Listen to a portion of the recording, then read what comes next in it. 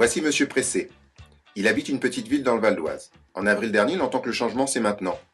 Mais il est inquiet. Il a compris que son pays était en difficulté avec une dette nationale de 86% du PIB et des dépenses publiques à hauteur de 56%. Du coup, tout le monde est d'accord pour réduire les dépenses. C'est devenu une des priorités nationales. Mais Monsieur Pressé redoute les conséquences sur son quotidien. Est-ce que cela veut dire moins de services dans sa ville? Son bus de 7h15 pour aller à la gare sera-t-il supprimé? Il pense également que les fonctionnaires de la mairie seront démotivés par le manque de moyens.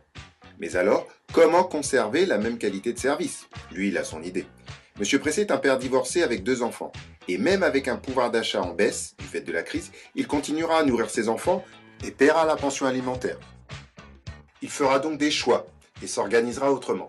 C'est ce qu'il attend de son administration, de sa mairie, qu'elle s'adapte, qu'elle définisse des priorités, qu'elle s'organise autrement, même à budget réduit.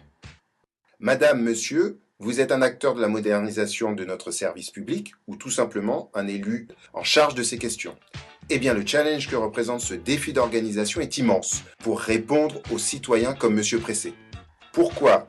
Un budget constant ou réduit n'est donc plus un problème en soi, mais il s'agit aujourd'hui de moderniser nos méthodes de travail, nos évaluations et notre état d'esprit pour faire mieux avec moins. C'est vrai, comment expliquer à Monsieur Pressé que sa ville, qui a lancé l'année dernière le vélo en libre service pour compenser son bus supprimé, n'a réalisé aucune étude de satisfaction des usagers jusqu'à aujourd'hui? Pourtant, il en aurait eu des choses à dire. On navigue trop souvent à vue. Ici, les compétences purement administratives ont peu de valeur ajoutée. Il en faut d'autres.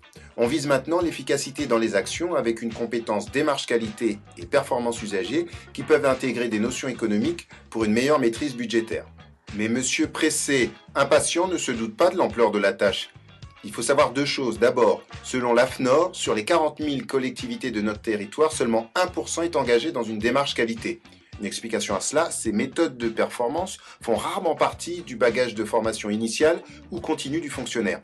Deuxièmement, parfois lorsque nous sommes formés à ces pratiques, nous autres cadres et décideurs publics pouvons souffrir de la malédiction du savoir. C'est-à-dire que certains d'entre nous ont du mal à rendre une démarche, une politique compréhensible par les collaborateurs et les habitants. Le défi en accompagnement est donc immense.